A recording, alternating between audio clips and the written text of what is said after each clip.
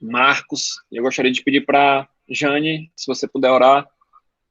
Vamos orar. Amém. Maravilhoso Deus, nós estamos aqui, Senhor, mais uma vez na Tua presença. Deus amado, Deus querido, Tu que és o Deus Todo-Poderoso, aquele em quem nós confiamos, Senhor. O mundo pode estar, Deus, em grande tribulação. As pessoas podem estar em grandes problemas, Senhor, mas nós confiamos em Ti, sabemos que Tu estás no comando de todas as coisas, sabemos, Pai, que podemos colocar nas Tuas mãos as nossas vidas, e é isso que nós fazemos. Nós entregamos as nossas vidas, os nossos destinos nas Tuas mãos, porque Tu és o Deus Todo-Poderoso, Tu é quem estás no comando. Pai amado, não permita que nós sejamos tolos ao ponto de achar que podemos decidir as coisas, Senhor. Nós agimos conforme a Tua palavra, obedecendo a Tua palavra e sabendo que assim fazendo, papai, nós estaremos protegidos e guardados por Ti. Nós oramos e agradecemos pela vida de todos que estão aqui nesse grupo e os que vão entrar ainda para ouvir esses estudos. Pai, em nome de Jesus Cristo, nos abençoa. Amém. Glória a Deus, glória a Jesus, bendito seja o nome do Senhor, né? Que bênção, né? Estarmos mais uma vez aqui reunidos entre irmãos para compartilhar um pouco da porção que o Senhor tem para hoje, né? Glória a Deus. Então, nós estamos aqui no Evangelho segundo escreveu João Marcos, capítulo 14, a partir do versículo 43. Então, na domingo nós vimos sobre Pedro ali, a ceia do Senhor, Pedro sendo avisado, né, de que ele iria trair Jesus por 3 vezes, Jesus no Getsemane orando, né, pedindo fortaleza ali, mas que fosse cumprida a vontade do Pai, né, sobre a vida dele, ele, o lado humano dele ali, uma espécie de briga, né, entre a natureza humana dele e a natureza divina, a natureza humana querendo ali, já vendo que o que ele iria passar, ele pede que seja passado dele aquele cálice, mas a natureza divina querendo cumprir, clama que seja vontade, para que seja feita a vontade do Pai, né? Glória a Deus, glória a Jesus. E Jesus entrou ali angustiado no jardim do Getsemane, mas saiu dele firmemente decidido a enfrentar os seus inimigos e entregar a sua vida nas mãos dos pecadores. Então, Jesus passou ali um momento de oração, e foi essa oração que fortaleceu o nosso mestre, né? Nós também, de igual forma, devemos orar quando nos sentimos fracos, quando nos sentimos derrotados, vencidos, ou passando por alguma tribulação, passando por algum problema, e a oração da fé, ela vai nos fortalecer. A oração da fé vai nos sustentar, vai nos guardar, e Deus vai agir em nosso favor, né? Então, Jesus sai dali fortalecido. O versículo 42 fala que ele fala, levantai-vos, vamos, eis que o traidor se aproxima. Então, Jesus termina ali aquela conversa ali com Pedro, com Tiago, com João, falando que Judas já se aproximava, né? Glória a Deus. Então, versículo 43, que é o primeiro versículo do nosso estudo, Marcos 14, 43, fala o seguinte, e logo falava Jesus ainda, quando chegou Judas, um dos 12, e com ele, vinda da parte dos principais sacerdotes, escribas e anciãos, uma turba com espadas e porretes. Então, Jesus ainda falando ali com Pedro, com João, com Tiago, e Judas já começa ali a se aproximar, já começa a entrar no jardim do Getsemane. Então, Jesus ainda falando quando Judas entrou. João 18, 22 ao 3, que também são versículos que tratam do mesmo episódio, nós iremos ler bastante outros evangelhos durante esse estudo, porque eu creio que, por conta da situação, né, Jesus estava ali no jardim do Getsemane, era um local um pouco escuro, um local ali, teve uma confusão ali, né, com guardas, com soldados, então cada evangelho trouxe um detalhe que às vezes o outro não tem. Então, cada evangelho ali trouxe, acrescentou algo de importância. Então, nós iremos ler bastante Lucas, Mateus, João e também Marcos, né? Glória a Deus. Vamos nos basear pelo evangelho de Marcos, mas vamos sempre recorrer aos outros evangelhos para acrescentar mais detalhes aqui à nossa narrativa, né? Glória a Deus. Então, João 18, 2 e 3 fala o seguinte: Judas, que o traía, também conhecia aquele lugar. Então, era um local ali conhecido por Jesus, por seus discípulos, né? Judas conhecia aquele lugar, porque Jesus muitas vezes se ajuntava ali com seus discípulos. Tendo, pois, Judas recebido a coorte e oficiais dos principais sacerdotes e fariseus, veio para ali com lanternas e archotes e armas. Então, esse é o relato lá de João, né, do Evangelho segundo escreveu João, né, que Judas recebeu a coorte, né, com 2 Os, significa ali uma esquadra de soldados, uma legião de soldados ali dos...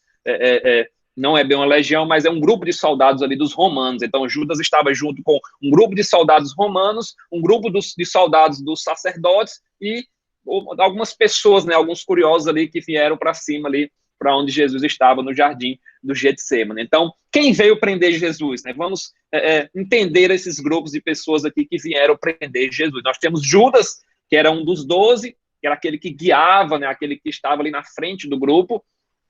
Ele foi o guia para aqueles que prenderam Jesus. Né? Em Atos 1,16, nós temos o seguinte, ó: homens, irmãos, convinha que se cumprisse a escritura que o Espírito Santo predisse pela boca de Davi acerca de Judas, que foi o guia daqueles que prenderam Jesus.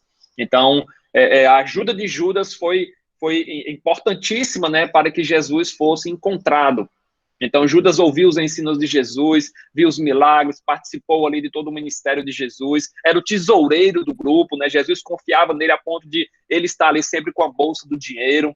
Então, ele foi amado por Jesus. Jesus, inclusive, lava ali os pés, né? Ele lavou os pés de todos os discípulos. Nós temos esse relato no Evangelho de João. E Judas foi dominado aqui, porém, pelo pecado da avareza. Ele abriu uma brecha ali, e o diabo entrou na sua vida, e ele traiu o mestre ali por 30 moedas de prata. Então, há pouco tempo, Jesus estava participando da ceia, né, comendo do pão aqui da ceia, e em outro instante ele segue ali junto com uma multidão, uma grande multidão de inimigos de Jesus para o prender. Então, um traidor ali, um lobo em pele de coelho, cordeiro, como Jesus sempre falava, né? Lobos em pele de cordeiro. E ele estava ali junto com uma turba, que em Marcos fala que era uma turba com espadas e porretes. Então, essa turba, uma multidão, né, um bando ali, um bando raivoso ali, composto de guardas tanto do templo quanto de guardas dos romanos. Então, nós temos que, em João 18,3, que nós acabamos de ler aqui, né, que é um texto paralelo a esse versículo 43, fala que temos ali uma coorte, né, um grupo de soldados romanos que estava ali juntos com Judas, né, junto com os guardas do sumo sacerdote. Essa palavra coorte, ela significa a 10ª parte de uma legião. Então, se uma legião são 5.000 soldados, uma coorte é mais ou menos um grupo ali de 500 soldados. Então, você vê que esse grupo aqui, essa multidão, era grande para prender Jesus, né? Era Judas, um grupo ali de soldados dos sacerdotes, e ainda tinha essa coorte romana ali, composta de mais ou menos 500 soldados, né? Então, realmente, um bando bem grande aí, com armas, né, com espadas, com porretes, para prender Jesus e os seus discípulos, né? Homens ali simples, homens humildes, né? Não tinha nenhum soldado entre os discípulos de Jesus, todos eram ali humildes, publicanos, eram pescadores, eram pessoas bem simples do povo. Glória a Deus. Então, eles estavam ali bem armados, espadas para os guardas, porretes para os servos aqui do sumo sacerdote. Então, um grupo ali para capturar o Cordeiro de Deus, né? Um homem simples ali que falava de amor. Como não tinham conseguido apanhar ele com palavras, seguem agora para a parte física, né? Para a captura física. Então, todos ali com tochas, né? O Evangelho segundo escreveu Mateus fala que estavam com tochas, né? Lucas também fala que estavam com tochas, com espadas, com porretes. Então, como se Jesus fosse ali um bandido, né? Um revolucionário, um terrorista. Mas eles agiram assim para que se cumprisse a lei, como diz no versículo 49, né? Jesus, vamos chegar nesse versículo ainda. Então, nós iremos perceber que daqui para frente, todas as etapas dessa caminhada de Jesus, do Getsemane até o Calvário, elas foram preditas séculos antes de Jesus vir ao mundo. Então, a ira dos seus inimigos, a rejeição pelo seu povo, o tratamento que ele recebeu como um criminoso, tudo foi conhecido, tudo foi profetizado pelo profeta Isaías. Nós temos um capítulo aqui que eu gostaria de ler para vocês, que é o capítulo 53 do livro, né, do profeta Isaías, que foi escrito mais de 500 anos antes do nascimento de Jesus. Vou ler só alguns pontos-chave, né, porque são muitos versículos. Ele fala o seguinte, ó, ele não tinha formosura nenhuma para que o víssemos, né, nenhuma beleza víamos nele para que o desejávamos, ele era desprezado, né, o mais indigno entre os homens. Isso Isaías está falando de Jesus, né, profetizando sobre o Messias. Homem de dores, experimentado nos trabalhos, né, Jesus trabalhava, era carpinteiro antes de iniciar o seu ministério. Verdadeiramente ele tomou sobre si as nossas enfermidades e as nossas dores levou sobre si, e nós o reputamos por aflito, ferido de Deus e oprimido, mas ele foi ferido pelas nossas transgressões, pelos nossos pecados, e moído pelas nossas iniquidades. O castigo que nos traz a paz estava sobre eles, e pelas suas pisaduras nós fomos sarados. Ele foi oprimido, mas não abriu a boca, né? Falando aqui da sua captura. Como um cordeiro foi levado ao matadouro, e como ovelha muda perante os seus tosqueadores. Ele não abriu a boca, da opressão e do juízo ele foi tirado. E quem contará o tempo da sua vida, porquanto foi cortado da terra dos viventes, e pela transgressão do meu povo foi ele atingido. Né? Puseram ele na sepultura com os ímpios, com o rico na sua morte. Todavia, ao Senhor agradou-lhe moê-lo, fazendo-o enfermar. Então, nós temos aqui Isaías falando, né, profetizando ali sobre o sofrimento do Messias, sobre o sofrimento que Jesus iria passar. Então, até a sua captura, até o jardim do Getsêmani, até o fim, a crucificação, tudo foi predito pelo profeta Isaías, né? Essa turba aqui, essa multidão, ela vinha seguindo ali palavras, ordens do sumo sacerdote, dos líderes religiosos. Jesus foi preso por ordem do grande sinédrio. Então, eram homens ali que agiam em nome da religião. Membros que deveriam ter reconhecido Jesus como Messias, mas fizeram justamente o contrário, né? Viram ele como um agitador, como um revolucionário, como alguém que devia ser morto, né? Glória a Deus, glória a Jesus. Então, o versículo 44 fala que, ora, o traidor tinha lhe dado essa senha, aquele a quem eu beijar é esse, prendei-o e levai-o com segurança. Então, um sinal tinha sido acordado entre Judas e o grupo ali, aquela multidão que estava ali. O sinal era para evitarem que algum discípulo fosse preso no lugar de Jesus. Há pouco tempo tinham dito que eles morreriam por Jesus, então poderia ser que alguém se entregasse ali, quando procurassem Jesus, depois aquele grupo, aquela turma procurasse Jesus, algum discípulo ali poderia dizer que ele era Jesus e levarem o homem errado ali.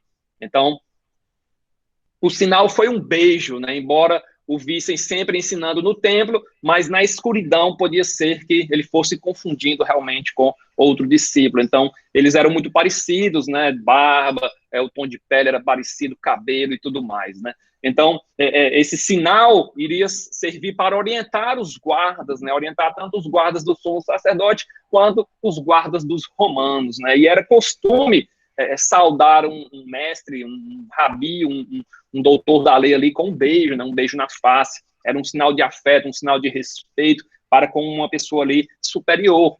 Aqui o beijo foi uma ferramenta usada não como sinal de respeito, não como sinal de afeto, mas para traição.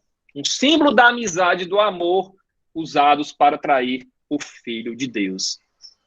Então, Mateus 26, 49 fala assim, ó, e logo aproximando-se de Jesus, disse, eu te saúdo, Rabi, e beijou. Então, Judas aqui beija Jesus, identificando ele para o grupo ali, para aquela multidão que iria prender a Jesus. Então, ele mostra respeito, chamando Jesus de Rabi, mas o trai, mostrando, né, revelando quem ele era ali para a multidão. A palavra grega usada aqui para beijo, no grego aqui, não ouso nem pronunciar ali, que é uma palavra muito grande aqui, mas essa mesma palavra é a mesma saudação que o pai recebe o filho pródigo.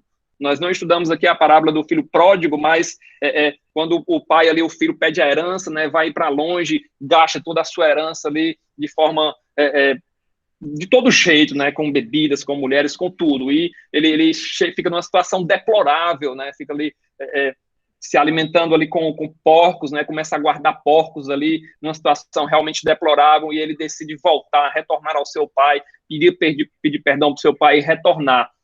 e quando ele retorna ali, o seu pai o vê ao longe. Lucas 15:20 diz que levantando-se foi para o seu pai, vindo ele ainda longe, quando seu pai o avistou e, compadecido dele, correndo o abraçou e beijou. Então esse beijou aqui é a mesma palavra usada aqui que Judas beijou a Jesus, né? Um sinal ali de afeto, né? de amizade, mas Judas usou para o mal.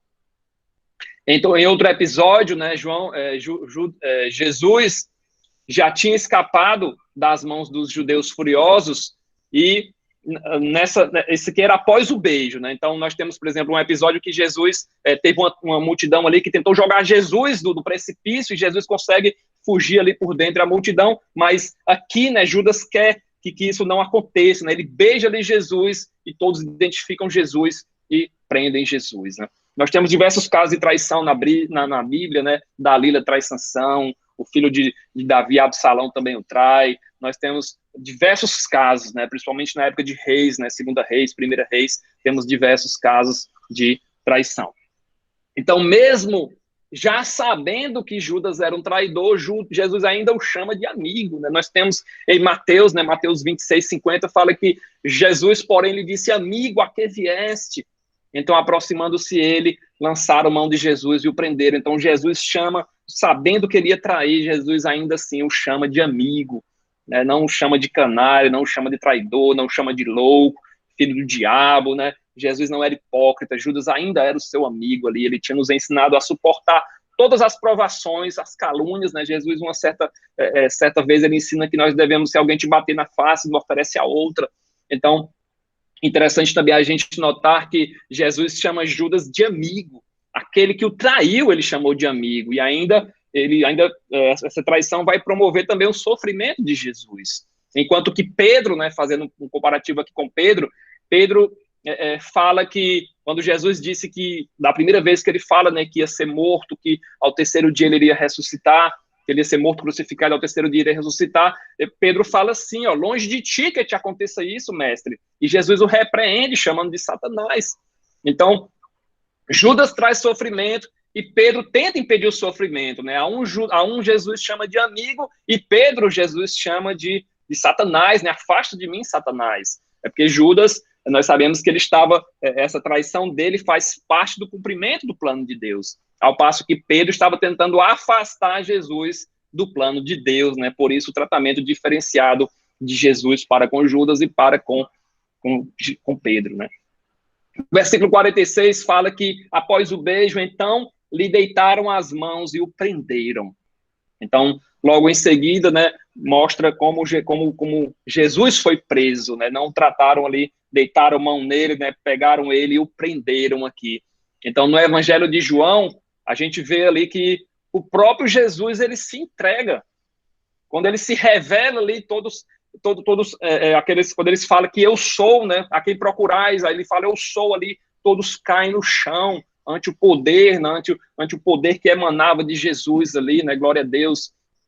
João 18:4-8 fala assim, ó, sabendo, pois, Jesus todas as coisas que sobre ele haviam de vir, adiantou-se e disse, a quem buscais? Eles responderam, a Jesus, o Nazareno. Disse ele, sou eu. E Judas, que o traía, estava também com eles. Quando, pois, lhes disse, sou eu, recuaram e caíram por terra. Tornou-lhes, pois, a perguntar, a quem buscais? E eles disseram, a Jesus, o Nazareno. Jesus responde novamente, não vos disse que sou eu? Então, você vê aqui que o poder que emanava de Jesus, né, o poder, ele como se ele falasse ali com aquela voz, né, do eu sou ali, do Êxodo, né, eu sou, então ele fala com aquela voz poderosa ali, e aqueles homens ali caem no chão, né, ante o seu poder, ante a sua glória, ele estava cheio ali do Espírito Santo. Glória a Deus, glória a Jesus, né. Então, no versículo 47 fala que um dos circunstantes ali, sacando da espada, feriu o servo do sumo sacerdote e cortou-lhe a orelha. Então, Pedro, que até então, nós sabemos por outros evangelhos aqui que foi Pedro que puxou da espada. Então, Pedro, que até então era um Pedro dorminhoco, né? Estava dormindo ali, Jesus o adverte ali que ele não pôde vigiar nem por uma hora. Até então, Pedro dorminhoco, agora se transforma no Pedro valente, né? Corajoso aqui. Então, porque ele não orou, vigiou, estava travando aqui a batalha errada, né? Jesus vai dizer para ele aqui que não é desse jeito, não é pela violência, né? Vamos entender aqui como se deu esse ataque aqui de Pedro. Então, Pedro se precipita ali, puxa da espada, consegue cortar a orelha, ele deve ter mirado na cabeça, mas como ele não era um soldado, ele era apenas um simples pescador, ele acabou acertando a orelha do oficial do sumo sacerdote, do servo do sumo sacerdote. Sabemos através do Evangelho de João que o nome desse servo aqui era Malco. Nós temos lá em Mateus, né, Mateus 26, do 50 ao 54, que lançaram mão de Jesus, e eis que um dos que estavam com Jesus, estendendo a mão, puxou da espada, e ferindo o servo do sumo sacerdote, cortou-lhe a orelha. Então Jesus disse-lhe: mete no seu lugar a tua espada, porque todos os que lançarem da espada, a espada morrerão. Ou pensas tu que eu não poderia agora orar a meu Pai, e que ele não me daria mais de 12 legiões de anjos? Como, pois, se cumpririam as escrituras que dizem que assim convém que aconteça? Que versículo tremendo, é um dos versículos que eu mais gosto aqui das Santas Escrituras. Jesus repreende a atitude de Pedro, né, quando ele puxa da espada e corta a orelha do servo do sumo sacerdote. Aqueles que usam de violência cairão pela violência. A justiça vem de Deus. Pedro, você não precisa puxar a espada para puni-los. Deus Pai certamente ajustará a conta com todos esses que conspiraram contra mim, né, contra mim, Jesus. Além disso, a espada era desnecessária, como Jesus falou aqui no Evangelho de Mateus, pois todas as hostes celestiais estão a serviço de Jesus.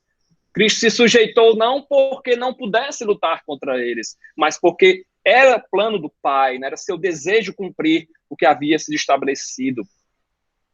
E a gente vê aqui que Jesus se compara, né, as hostes celestiais, né, os anjos com legiões romanas, que são extremamente organizadas. Uma legião romana tem, em média, 5.000 homens. Então, Jesus fala de 12 legiões de anjos, seriam 60.000 anjos, por exemplo.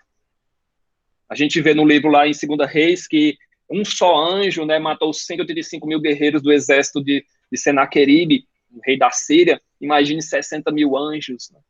12 legiões de anjos. Em 2 Reis, capítulo 6, também nós temos que o rei da Síria envia um exército ali contra o profeta Eliseu, né? O Eliseu, ele profetizava todos os movimentos do rei da Síria e falava para o rei de Israel: o rei da Síria vai fazer isso aqui. Deus me disse que o rei da Síria vai fazer assim. Então, o rei da Síria decide matar Eliseu. Então, o rei da Síria manda um exército ali, com carros, com cavalos, vão à cidade de Dotã, um grande exército, os quais vieram de noite e cercaram a cidade. O moço do homem de Deus, o moço de Eliseu, o servo de Eliseu, Geazi, ele se levanta cedo e vê aquele exército lá cercando a cidade com carros, com cavalos. Então o moço começa a se desesperar: ai meu Deus, ai meu Senhor, Eliseu, pelo amor de Deus. E Eliseu acorda ali: não temas, porque mais são os que estão conosco do que os que estão com eles. Então Eliseu ora ali: Senhor, abre os olhos aqui do meu servo, do meu moço aqui. E quando abre os olhos do moço, ele vê os montes cheios de cavalos, cheios de carros de fogo, os anjos do Senhor ao redor de Eliseu, né? Glória a Deus, glória a Jesus. Então, os anjos aqui a serviço de Jesus, os anjos estão a serviço de todos aqueles que creem no Senhor, de todos aqueles que clamam pelo seu santo nome. Nós, como soldados de Cristo, nós não guerreamos com a carne. 2 Coríntios 10 fala que, porque andando na carne, não militamos segundo a carne, porque as armas da nossa milícia não são carnais, mas sim poderosas em Deus para a destruição de fortalezas. A armadura de Deus não tem armas que matem a carne. A armadura de Deus fala de couraça da justiça, vestido com os lombos da verdade, calçado os pés na preparação do evangelho da paz, escudo da fé contra os dardos inflamados do inimigo, fala do capacete da salvação, da espada do Espírito. Então, nossas armas não são carnais, nossas armas são espirituais. Glória a Deus, glória a Jesus. Então, quando a orelha do Malco é cortada aqui por Pedro, Lucas nos informa que Jesus manda todo mundo parar, basta. Ele pega a orelha e coloca no lugar, né? Ele cura ali a orelha do Malco, né, do servo do sumo sacerdote. Tem um teólogo, um escritor de comentários bíblicos, Wiersbe, ele afirma que se Jesus não tivesse curado Malco, talvez Pedro poderia até ter sido preso por atacar um soldado. Não seriam 3 cruzes, mas 4 cruzes ali, Pedro no meio ali, Jesus, os dois bandidos ali, e Pedro também, né? Mas Pedro cura a orelha do Malco, do servo do sumo sacerdote. Glória a Deus, glória a Jesus. Então, até esse ponto, a gente vê que Pedro, ele está fazendo tudo aquilo que ele disse, né? Ele disse que, se fosse possível, seria necessário morrer contigo, de nenhum modo te negarei. Então, não só negar, mas eu morro contigo, Jesus. Então, até esse ponto, Pedro estava fazendo tudo o que dissera, arriscando a própria vida aqui para salvar o mestre, a ponto de morrer pelo mestre aqui, né? Ataca um soldado. Vamos ver se ele vai continuar nessa força, né? Glória a Deus, glória a Jesus. Então, o versículo 48 fala que Jesus disse aqui, ó, saístes com espadas e porretes para prender-me como a um salteador. Todos os dias eu estava convosco no templo ensinando e não me prendestes. Contudo, é para que se cumpram as escrituras. Então, deixando, todos fugiram. Então, saíram atrás de Jesus ali como se sai atrás de um bandido, né, de um salteador. Ele estava levando palavras de carinho, palavras de amor, de compaixão, de arrependimento, de perdão, e o buscaram ali como se ele fosse um ladrão, né, um salteador. Glória a Deus. Então, Jesus ensinava todos os dias no templo, né, naquela última semana ali que ele estava, né, na semana da sua paixão, ele estava ali todos os dias ensinando no templo. Não tinha mostrado atitudes de bandido, mas de um mestre da lei, de um doutor da lei. Mas era necessário que as escrituras se cumprissem, né, e os discípulos acabam fugindo. Então, deixando, todos fugiram, né? Falta de oração, falta de vigilância dos discípulos deixaram eles aqui com medo, né, com covardia. Haviam deixado tudo para seguir Jesus, haviam declarado no versículo 31 que morreriam pelo mestre, mas na hora que Jesus mais precisou, eles acabaram abandonando. Mas era necessário, como Jesus falou, cumprisse as escrituras, né? Isaías, que nós lemos, Isaías 53:7, fala que ele foi oprimido e afligido, mas não abriu a boca, como um cordeiro foi levado ao matadouro, como ovelha muda perante os seus tosqueadores, ele não abriu a boca. A gente vai ver que ele fica em silêncio, né? Quando vai ter o seu julgamento ali, ele vai ficar em silêncio todo o tempo. Então, se Cristo tivesse chamado aqui os anjos em seu auxílio, as escrituras não se cumpririam. Ele não seguiria o plano de Deus. Se os discípulos tivessem lutado também, ele também não seria levado, né, para o julgamento, para a crucificação, mas tudo aconteceu conforme havia predito, né, conforme as escrituras haviam predito. Tudo na nossa vida deve ser também, né, de acordo com as escrituras, né? Tudo tem que ser através da vontade do Pai, né? Nós temos que colocar a nossa vida a serviço do Pai, né? O Pai que sabe o propósito, né, o nosso propósito de vida, né? Glória a Deus. Glória a Jesus. E nós temos aqui 2 versículos, né, que são bem intrigantes, né, que nós temos, eles aparecem apenas no Evangelho segundo escreveu Marcos, né, que é o versículo 51 e o versículo 52, que disse aqui que seguia-o um jovem coberto unicamente com um lençol e lançaram-lhe a mão, mas ele, largando o lençol, fugiu desnudo. Então, existem dois caminhos duas linhas de entendimento, por assim dizer, em relação a esses 2 versículos aqui, né?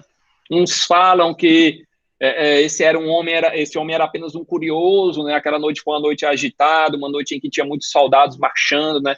Pessoas com tochas, com armas, com porretes, e muitas pessoas, movidas pela curiosidade, acabaram indo ali para a rua, né? Saindo das suas casas para ver o que estava acontecendo. E esse jovem talvez estivesse dormindo ali e saiu para ver o que acontecia, e deu de cara ali com os soldados, e acabaram agarrando ele, e ele com medo fugiu ali, deixando o lençol, né, fugiu desnudo aqui, como diz a palavra do Senhor. Mas a outra linha de entendimento, né, que é a mais possível, é que esse homem aqui era, porque na primeira palavra do versículo 51 fala, seguia-o um jovem, ou seja, seguia Jesus um jovem, então esse jovem estaria ali com Jesus. Então, quando Judas e os guardas chegaram ali, eles foram talvez primeiro à casa de João Marcos ali, para prender Jesus, né? João Marcos talvez acordou depressa ali, se cobriu, correu para avisar o mestre, né? Não sei, e não deu tempo de se vestir ali. E os guardas, quando chegaram lá, foram prender todo mundo, ele saiu e deixou ali o lençol.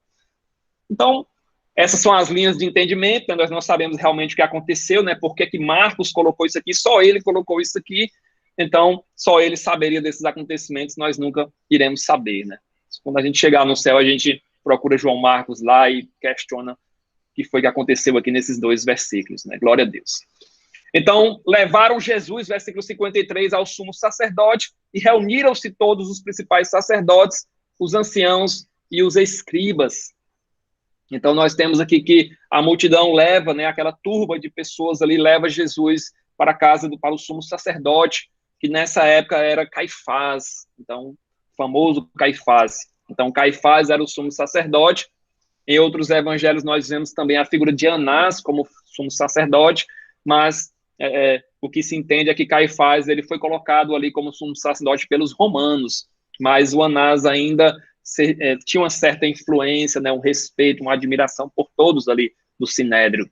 Então, Anás, ele também era sogro do Caifás, e havia sido sumo sacerdote antes dele. Então, como se tivesse 2 sumos sacerdotes ali, né? Lucas fala sobre isso. Lucas 3, versículo 1, fala que, que o imperador era Tibério César, Pôncio Pilatos era o governador da Judéia, Herodes era governador da Galiléia, e Anás e Caifás, sumos sacerdotes, e começa a falar de João, filho de Zacarias, né? Então, nós temos aí esses 2 sumos sacerdotes, sendo Caifás o principal. Então, o normal, um julgamento normal, ele só aconteceria durante o dia. Então, Jesus foi preso aqui à noite, né, após a refeição da Páscoa, ele foi para o jardim do Getsemane, foi preso ali, e o normal seria esperar até o dia seguinte, até o dia amanhecer, e todos ali se reuniriam no Sinédrio, né, no tribunal judaico, e julgariam a causa de Jesus. Mas não, né, eles reuniram-se aqui à noite, na casa de Caifás, deixaram de lado todas as suas próprias leis, atropelaram ali todas as suas normas, né, de julgamento para julgar Jesus, né? As leis proibiam que uma pessoa fosse julgada à noite ou que fosse julgada antes de um sábado, além do mais que nas festas, né, todo o tribunal ali, todo o sinédrio ficava fechado, né? Então eram proibidas sessões no sinédrio durante as festas, e a gente estava na festa da Páscoa. Mas a vontade ali desses homens de matarem Jesus era tão grande que o julgaram à noite e o mataram antes de um sábado. Violaram 2 das suas próprias leis, né? A lei do julgamento aqui. Então eles foram ali bem, de certa forma, eficientes ali na prisão e no julgamento de Jesus, né? O plano deles ali dando certo, né? Então o 54 fala que Pedro segue ali Jesus ao longe, até o interior do pátio do sumo sacerdote, e estava sentado entre os serventuários, aquentando-se ao fogo. Então, Pedro seguiu ali Jesus, Pedro abandona Jesus, mas depois o segue ali, né? Ele tinha uma forma de talvez ver o que estava acontecendo, uma forma de tentar salvar o mestre ali, né? Mas ele fica observando ao longe, sem se envolver ali. Ele era o discípulo de Jesus, né? Era um homem ali, um cabeça, mais ou menos assim, o principal ali dos discípulos, dos apóstolos, mas ele fica ali, de certa forma, ao longe. E tem muitas pessoas também, hoje em dia, né, a gente sempre tem que tentar puxar a Bíblia aqui para o lado prático, muitas pessoas querem seguir a Jesus, ou mesmo seguem a Jesus, mas têm medo de serem reconhecidos ali como crentes, né? As pessoas no trabalho, na faculdade, no colégio, acabam, às vezes, estudam 2, 3 anos ao lado de outra pessoa, e a pessoa nunca sabe que ela é crente, né? Então, que a gente não seja assim, né? Não tomemos esse exemplo aqui de Pedro. Então, os principais sacerdotes, versículo 55, e todo o sinédrio procuravam algum testemunho contra Jesus para o condenar à morte, e não achavam. Então, o sinédrio é essa suprema corte dos judeus, eram 71 membros, tínhamos fariseus, saduceus, principais dos sacerdotes, escribas, homens respeitáveis, anciãos também do povo. O sumo sacerdote era o presidente, né, era quem presidia o sinédrio. os poderes dele estavam um pouco limitados, né, por conta dos romanos, mas ele ainda cuidava, né, de todas as causas, as questões religiosas. Os romanos cuidavam dos assuntos relacionados ao governo, né, a parte civil, e o Sinédrio cuidava das causas religiosas. Por isso a gente vê Jesus sendo julgado duas vezes, né, um julgamento eclesiástico, né, religioso, por parte dos judeus, e a gente vai ver também um julgamento civil por parte dos romanos. As decisões relativas ao Sinédrio, as decisões da lei eram relativas ao Sinédrio, mas a condenação à morte tinha que partir dos romanos, tinha que ter a aprovação dos romanos, né? Tanto que Pilatos, ele pede para que levem Jesus e julguem segundo a sua lei. Aí os judeus falam, a nós não é lícito matar alguém, então você que tem que julgar para que ele seja morto. E nós temos aqui os juízes, né, desses julgamentos, né? A gente tem Anás, Caifás, que tinham interesses em comuns, eles queriam continuar no poder, claro. Pilatos, que não estava nem aí para os judeus, e a gente ainda tem Herodes, né? Porque tem uma hora que Jesus é levado para Pilatos, Pilatos manda para Herodes, e Herodes manda de novo para Pilatos. Então, 4 juízes aí, cada um pior do que o outro. Glória a Deus. Então, eles buscaram aqui testemunhas, mas não achavam testemunhas contra Jesus. Então, segundo a lei dos judeus, não era lícito condenar ninguém, senão pelo testemunho ali de 2 ou mais pessoas. Não haveria uma causa legal ali contra Jesus, até que esse requisito fosse cumprido. 56 fala que muitos testemunhavam facilmente contra Jesus, mas os depoimentos não eram coerentes, né? Eles acabaram achando aqui testemunhos, mas testemunhos incoerentes, divergentes. Testemunhas falsas são levantadas para tentar condenar Jesus, mas testemunhas falsas, né? Eles não queriam saber ali se era certo ou se era errado, mas queriam apenas condenar Jesus, né? Então, as histórias não batiam dessas duas testemunhas. O versículo 57 fala que, levantando-se alguns, testificaram falsamente, dizendo: nós o ouvimos declarar, eu destruirei este santuário edificado por mãos humanas e em 3 dias construirei outro, não por mãos humanas.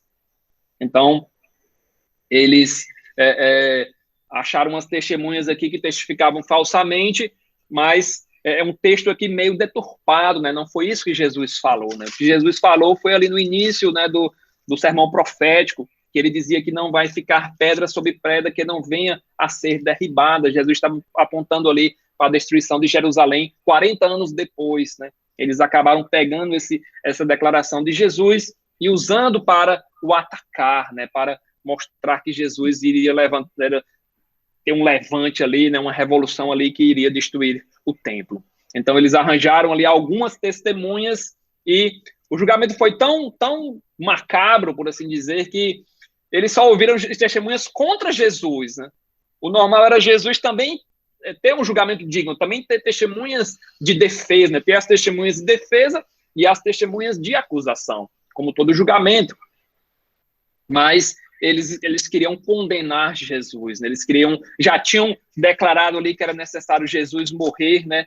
Mas que não fosse durante a festa. Eles já tinham dito, né? Procuravam como prender a traição e o matariam. Então, lá no início do capítulo 14, eles já tinham decidido matar Jesus. Então, não tinha interesse em escutar nenhuma defesa de Jesus. A motivação deles era inveja, mentira, engano, violência, tudo para pôr um fim em Jesus. O julgamento ali só de fachada, não estavam atrás da verdade, né? Se Jesus era realmente inocente ou culpado, já tinham decidido matar Jesus, mesmo antes de começar a interrogá-lo. Então, Jesus ele foi acusado de derrubar o templo e reedificar em 3 dias. Eu destruirei este santuário edificado por mãos humanas e em 3 dias construirei outro, não por mãos humanas. Então, ele não estava falando, como nós sabemos, né, do templo físico, ele estava falando do seu corpo, né, o templo aqui era o seu corpo iria ser destruído e em 3 dias ele iria ressuscitar. Mas eles pegaram essa fala dele, deturparam, né, uma falsa compreensão do que ele havia dito, e com aquele julgamento, eles estavam justamente usando isso contra Jesus, né? Então, essa frase aqui, essas palavras de Jesus, né, do modo que eles colocaram aqui, davam uma ideia de que Jesus havia planejado ali uma conspiração, um atentado militar contra o templo, uma destruição do templo. Mas mesmo assim, nem isso aqui que eles falaram, versículo 59, nem assim o testemunho deles era coerente. Então, nem mesmo essa declaração falsa aqui que eles acharam era coerente, né? Ela também não condizia, não era nada concreto, eles não tinham nada concreto contra Jesus. Então, se eles não tinham nada concreto contra Jesus, Jesus ele deveria ser solto, né? Por mais que ele estivesse ali no julgamento totalmente ilegal, mas não tinha nada contra ele, nenhuma prova concreta, então Jesus deveria ter sido solto. Mas vamos continuar lendo, né? Como é que Jesus vai responder aqui algumas perguntas. Então, durante as falsas acusações, Jesus, ele guardou silêncio em todo momento. Ele não se defendeu, né? Cumprindo ali Isaías 53, né? Como nós lemos, ele não abriu a boca, ele foi levado ao matadouro, mas como ovelha muda, permaneceu perante os seus tosqueadores. Ele não abriu a boca em nenhum momento. O complô aqui contra Jesus estava a ponto de fracassar, mas Caifás ali está determinado a prender Jesus a matar Jesus de qualquer forma, a condenar ele.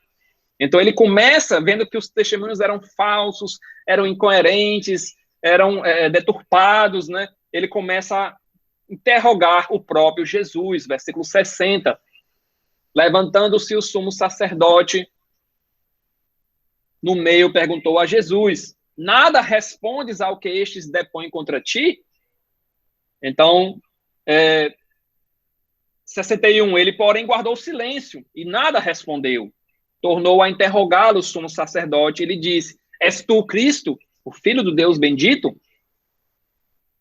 E a resposta de Jesus no versículo 62, respondeu Jesus: eu sou. E verei o Filho do Homem assentado à direita do Todo-Poderoso e vindo com as nuvens do céu.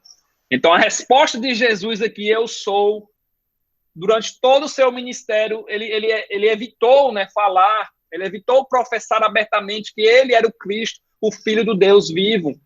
Ele até tinha advertido os seus discípulos que não dissessem a ninguém que ele era o Cristo. Naquele episódio lá que Pedro fala, né, tu és o Cristo, o Filho de Deus vivo. Ele tinha advertido ali, não falem a ninguém, mas aqui ele fala abertamente, nesse momento que ele não se omite. E ele ainda vai além, né? Ele fala da sua glorificação. No versículo 62, ele fala sobre isso, né? E eu sou e vereis o Filho do Homem assentado à direita do Todo-Poderoso e vindo com as estrelas, com as nuvens do céu. Ele fala aqui da sua glorificação, da sua segunda vinda.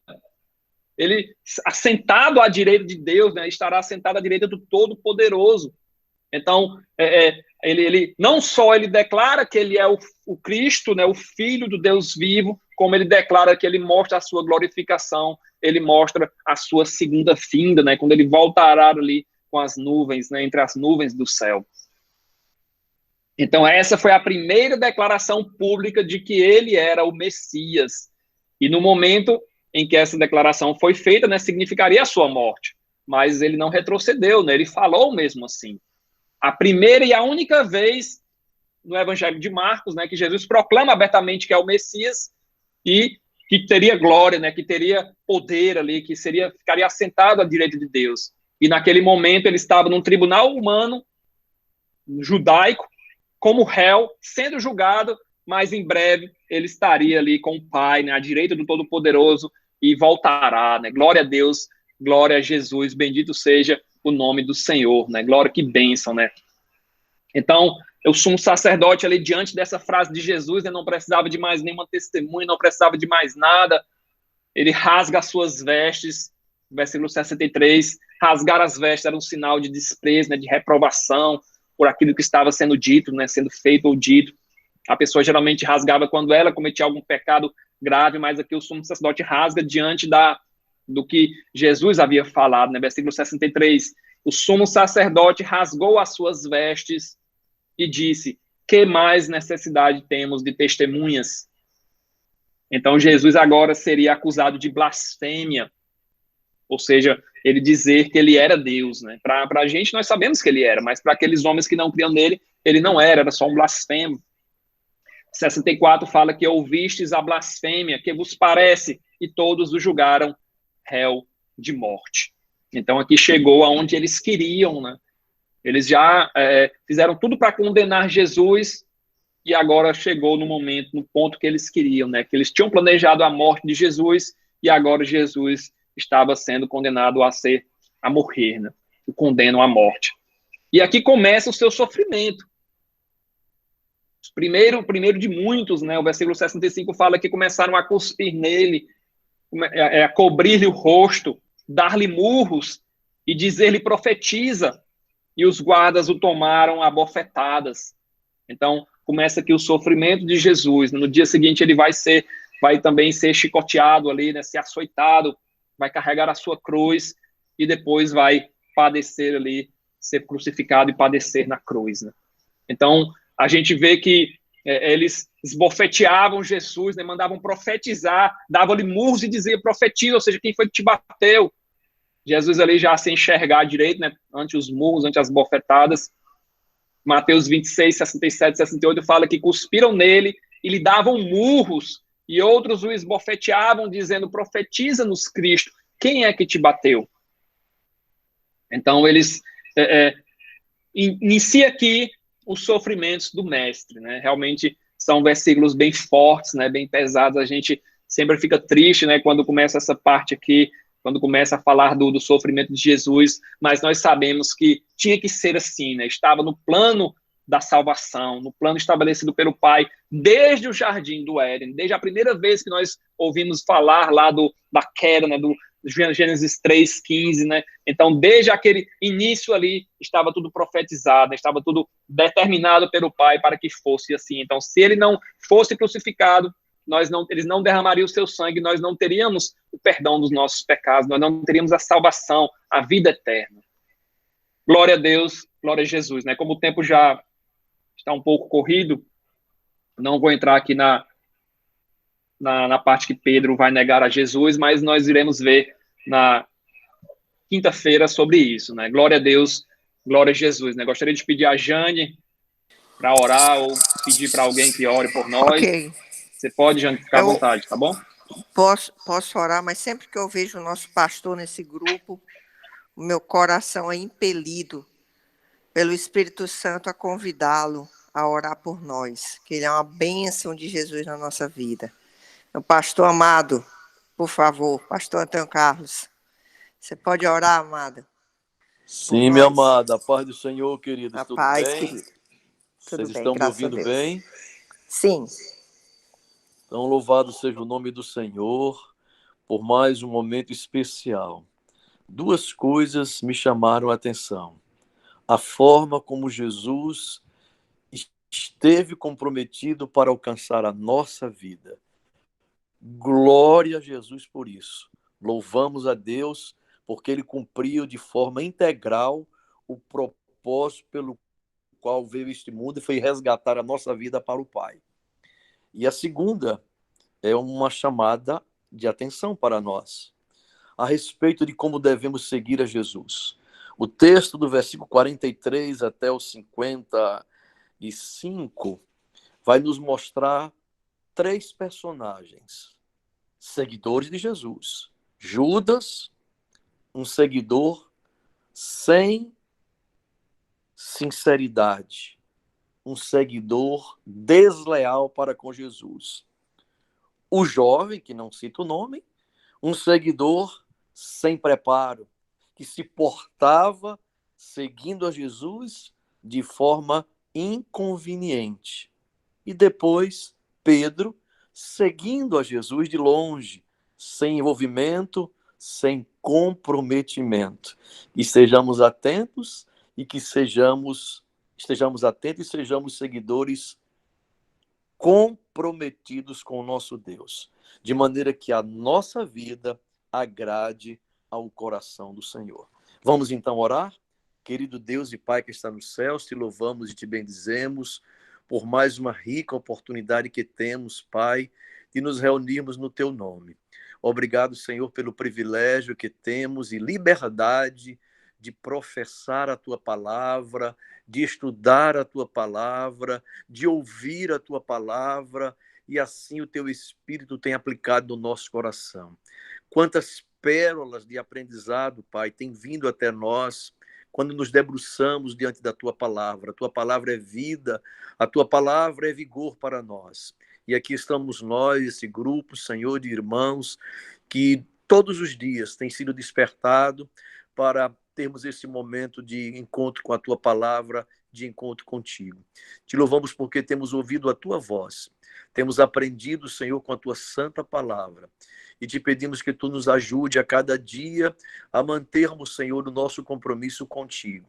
Independentemente de qualquer coisa desta vida, o nosso compromisso seja com o Senhor, com a sua palavra. Te peço agora a tua bênção sobre os meus irmãos e irmãs, sobre as famílias aqui representadas, que a tua boa mão seja estendida, Senhor, sobre cada uma delas, de maneira que a paz, a alegria, a proteção, o livramento, a prosperidade espiritual e material se faça presente segundo a tua soberana vontade. Assim, Pai, nos abençoa, é o que nós te pedimos, e por fé nós te agradecemos no nome santo de Jesus, que vive e que reina para todos sempre. Amém. Que a graça de nosso Senhor e Salvador Jesus Cristo, o amor de Deus nosso Pai, a comunhão e as doces consolações do Espírito Santo repousem sobre todos, hoje e eternamente, e todos digam amém. Amém. Glória a Deus. Paz do Senhor, meus irmãos. Deus abençoe. Paz, Graças. pastor.